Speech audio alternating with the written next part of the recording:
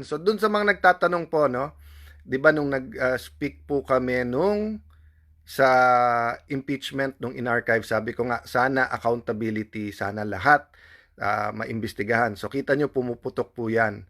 Ang kailangan po, paulit-ulit ako nito ha, hindi lang case closed.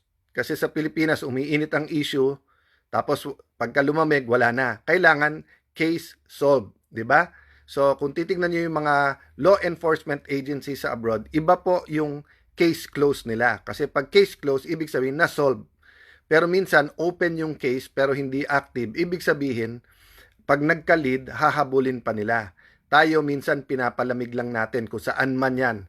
'Di ba? Kaya umiikot lang po na yung racket o yung pangungurap, umiikot lang from BIR to customs to the Department of Agriculture once upon a time to DPWH. May mga constant, may mga umiikot, 'di ba? But to be fair, there are good people everywhere in every branch of government. Kay BIR yan, kay customs, kay DPWH, 'di ba?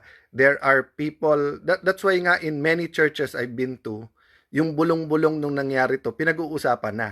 Kaya napansin niyo po, halos lahat ng nag-opening statement ng mga senador na matagal na, sabi nga nila hindi to bago, or let's say si Senator Joel Villanueva, kasi po panahon pa ni President Duterte, humihingi na siya ng master plan for Bulacan.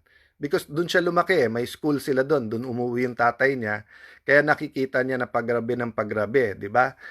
Si Congressman Pancho noon, no? Hindi si Diche ngayon, yung kapatid, remember, nagpakita pa sa akin ng water flow yon kung matutuloy yung airport doon.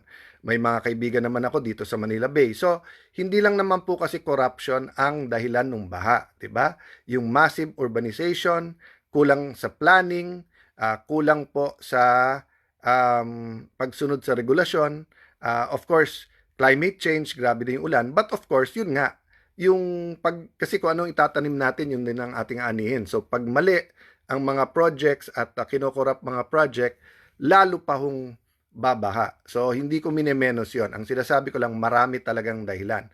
So, let's stay tuned and let's pray for everyone investigating this. Pagka may shaking po, maganda para sa bansa kasi may pagbabagong dadating dyan. But kailangan matuloy. So, yun po ang aking konting contribution tonight, yung direction. Diba?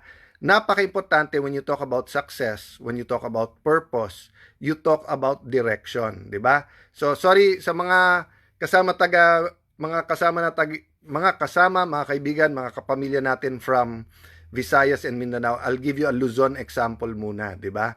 Or pwede din naman airplano mamaya, but road trip muna, 'di ba? So kung manggagaling ako Taguig, magsa South Super Highway ako, sasabihin ko sa inyo papunta akong Baguio, nasa tamang direksyon ako pag papuntang South Super Highway, tapos papuntang North. Ngayon, kung medyo mag-detour muna ako, mag-Nueva Ecija ako, or kung pupunta muna akong Pangasinan or magla-La Union, like ang La Union, Pangasinan, madadaanan naman talaga. Ang Zambales or let's say ang Nueva Ecija, magdi-detour ka ng konti, pero norte pa rin yon, so you can still turn going to Baguio. Pero kung from Taguig, magsa South Super Highway ako, hindi papuntang EDSA na papuntang North, dito ako papunta sa Laguna, palayo ako, di ba?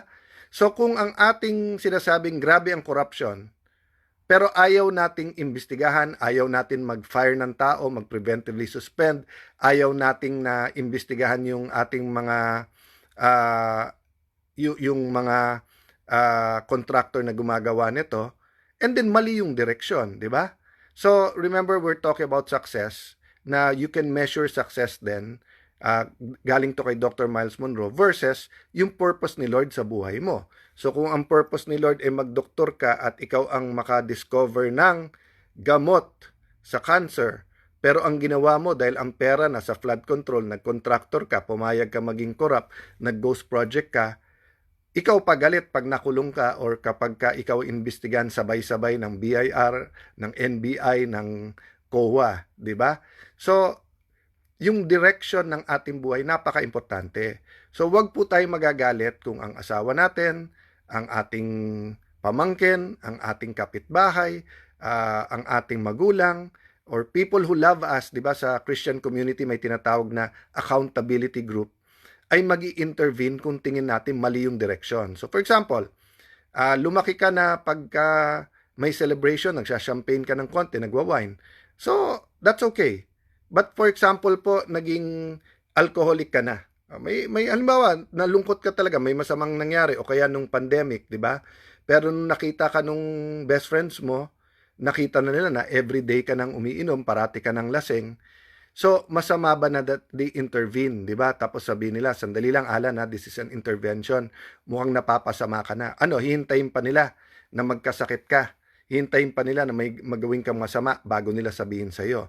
So lalo po sa public officials, 'di ba? Not only po yung media na yan naman ang trabaho talaga nila. Not only yung COA na yan talaga ang trabaho nila. Not only yung mga private or public watch groups, even yung mga nagmamahal sa aming mga public officials. Pag may nakita kayong mali, kailangan sabihin nyo na kaagad. Kasi paano ko sasabihin papunta akong Baguio kung pagtingin nyo na papunta na akong Bicol, di ba? So, ganun din sa airplano. Kung sasabihin ko sa inyo, papunta akong Zamboanga, pero sumakay ako ng airplano papuntang Baguio, edi mali yung direction. So, konting contribution ko sa inyo ngayong gabi yan, na we always have to know where we are. If we're lost, that's not good, but that's still okay. Why? Kasi una mo masosolve ang problema kung i-admit mo may problema. So, kung sasabihin mo, sandali lang, I'm lost, then at least you will start trying to find where are you, or you'll try to start finding, you'll start na you will not be lost. Pero kung nawawala ka na at in denial ka, hindi ako nawawala, sila nawawala, di ba? So, di ba may joke yun nung araw, na joke ba o talaga nangyari, na may bata sa Disneyland, tapos nandun siya sa yung mag-a-announce ng lost and found, or pag may nawawala na tao. So sabi sa kanya, parang, little boy, are you lost? That's why you're here? Sabi niya, no. I know where I am. I want you to announce my parents' name because they're lost. So may konti siyang punto. Alam nga niya kung nasaan siya, di ba? Pero dahil hindi niya kasama ang parents niya, nawawala din siya. Sabi ni Polly Lavares, identifying the problem is solving half of it. Agree, Polly, di ba?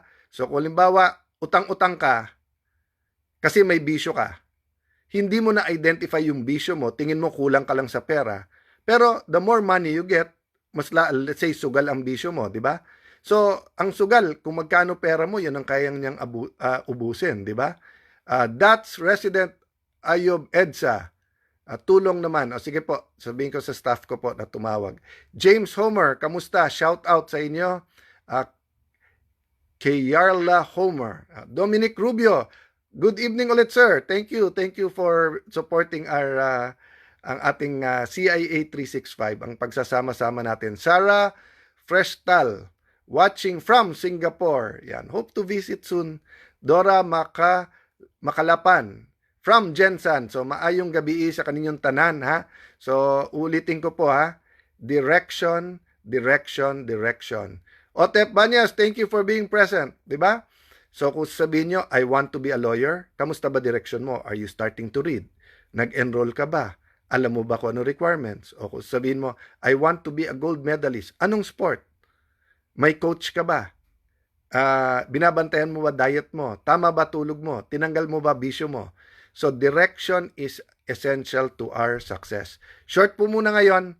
Try ko po bumawi the next few days, and tomorrow on location tayo sa dalawang napaka-importanting probinsya sa ating, napakagandang probinsya sa ating bansa.